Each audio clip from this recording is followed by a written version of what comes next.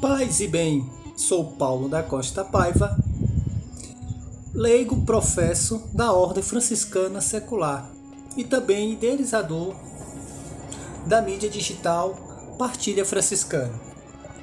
Hoje vamos dar continuidade àquelas formações sobre o processo histórico da regra do franciscana secular, desde a época que eles eram conhecidos como penitente até se tornar uma ordem secular. Falamos de duas regras que surgiram no ano de 1200, uma em 1221 e outra em 1289. Agora vamos falar da Misericordiae Filius, que foi em 1883, a regra de Leão XIII, ou melhor dizendo, quase 600 anos depois, houve uma renovação na regra. E observando essa regra, já dá para ver assim, nitidamente que ela é bem mais enxuta, mais objetiva, foge muito daquela direção prática do cotidiano e mais objetiva no seu contexto mais geral, em que eles estão focados. Então vamos aqui destrinchar um pouco por cima. Primeiro, se inicia dizendo que era a regra da terceira ordem secular de São Francisco, Já não é mais a ordem dos penitentes, É regra da terceira ordem secular. Então tiram da regra o nome de penitente e colocam secular, Já é a primeira diferença assim nítida que se dá para perceber. Daí começa, é dividida somente em 3 capítulos. O primeiro capítulo ele fala da admissão, noviciado e profissão. O segundo capítulo ele fala do modo de viver. E o terceiro capítulo dos ofícios da visita e da própria regra em si, Então, só confirmando, quase 800 anos depois, quase 600 anos depois, no ano de 1883, Leão XIII, o Papa, faz a bula Misericordiae Filius, que seria a regra, a terceira regra, Pois bem, na questão da admissão, noviciado e profissão, a gente já viu na penúltima regra que eles já estavam criando algum critério para as pessoas se engajarem na fraternidade, não entrando de qualquer maneira, Porque, como foi falado, provavelmente tinha que ter critério. Por que teve que ter esses critérios? Porque deve ter acontecido situações desagradáveis, situações de calúnias, alguma coisa que pode acontecer até dentro de nossas famílias, Os conflitos,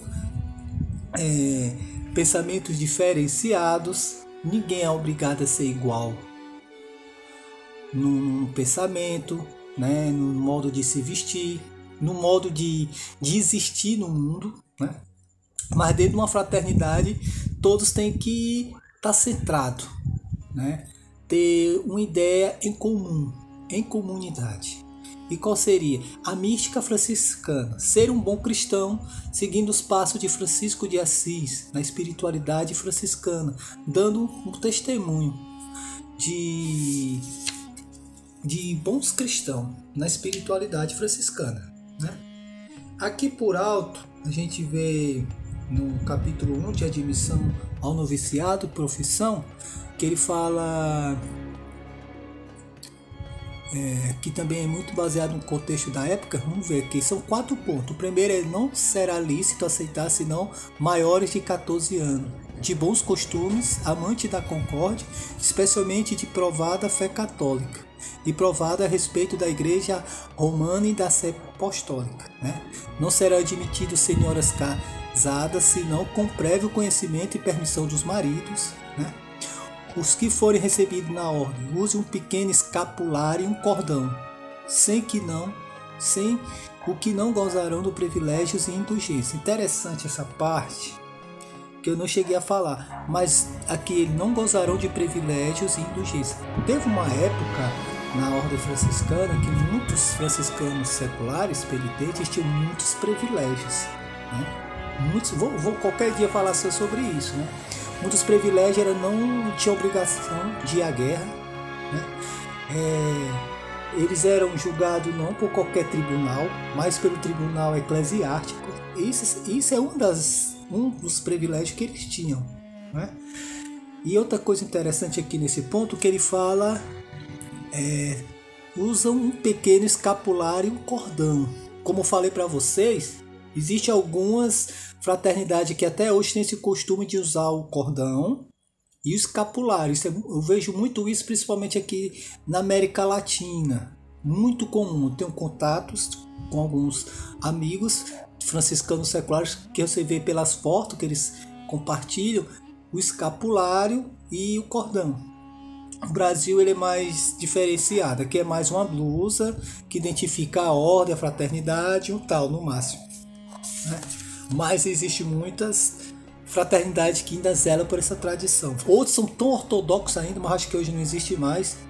Mas acho que até no início do século passado ainda existiu. Eu consegui identificar uma foto de uma ordem franciscana secular de Pernambuco, de uma cidade, não sei se era Recife ou era Olinda, que eles tinham toda uma túnica, né? Mas é raro acontecer, ainda existem algumas tradições que persistem. Mas como é uma ordem secular, né? Essas vestes de penitência elas não perderam um certo sentido no mundo de hoje. Somos irmãos leigos, somos irmãos seculares, né? Que existe o clero secular, mas a gente testemunha principalmente no convívio, no dia a dia, no nosso cotidiano, na família, no trabalho, na escola, na rua, no nosso mesmo contexto de vida, como seculares, sendo fermento no meio da multidão, né? Aqui fala de todo aquele processo, né? De admissão, você passa pela iniciação, noviciado, profissão, né? Existe algumas orientações aqui no capítulo 2 do modo de viver, né? São aquelas coisas básicas que ainda persistem, né? Nas orientações, que é os membros da ordem devem evitar todas as coisas, o luxo, o refinado, a elegância, né? Evitar ser sóbrio nas comidas, nas bebidas, sem exagero, jejuar nos dias anteriores às festas solenes, confessar e comungar com regularidade, né? É todos aqueles bons costumes que os cristãos devem zelar, todos os cristãos. Mas aqui é mais direcionado aos franciscanos seculares para evitar os escândalos, né? Para evitar o contra-testemunho. Aqui os terceiros também, sendo eclesiástico, o clero, né? Por isso obrigado a rezar o ofício divino e nada mais. Os seculares, porém, não rezam nenhum ofício divino, nenhum ofício parvo, que é um ofício mariano, né? Um ofício tipo o ofício que existe na atualidade, mas é diferenciado, não é o mesmo ofício não. Ele fala que nem o ofício de parvo de Nossa Senhora, e sim digam todos os dias o Pai, 12 Pais Nosso, Ave Marias e Glória ao Pai, exceto quando a saúde não lhe permitir. Olha, os 12 Pai Nosso. Acho que eu já falei aqui do ofício dos 12 Pai Nossos, né? Então aqui já comentam, já se desenvolve o ofício dos 12 Pai Nosso, né? Então, para os leigos, eles orientavam o ofício dos 12 Pais Nossos, somente para o clero, que era direcionado o ofício divino ou o ofício de parvo e o de Nossa Senhora, né? Aqui tem outras orientações, mas seguindo aquela direção do zelo, do bom cristão diante da sociedade, né? Do testemunho, de bons costumes e de caridade, de misericórdia com o próximo, né? Aqui também tem no capítulo 3 dos ofícios, das visitas, né? A visita aqui, ele fala muito da visita aqui, pastoral, da visita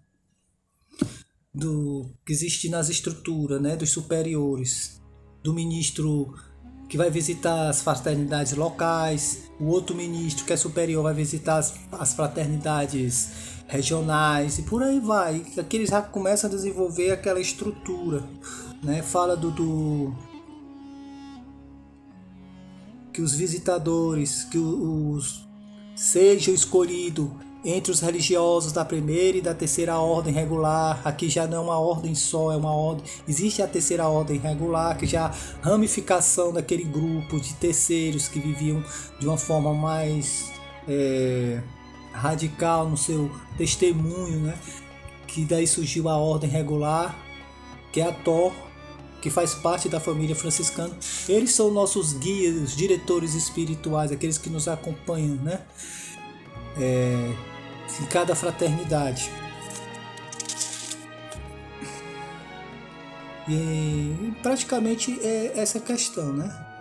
Os terceiros seguiu essa regra e persistiu até após o Vaticano II, quando começaram a desenvolver a regra atual, né? E que é uma outra história, uma história que a gente vai destrinchar capítulo por capítulo. Esse a gente vai destrinchar parte por parte. Aqui essas 3 primeiras foi só uma pincelada histórica que vocês podem pesquisar, né? E por hoje é só. Até a próxima. E desejo a todos paz e bem.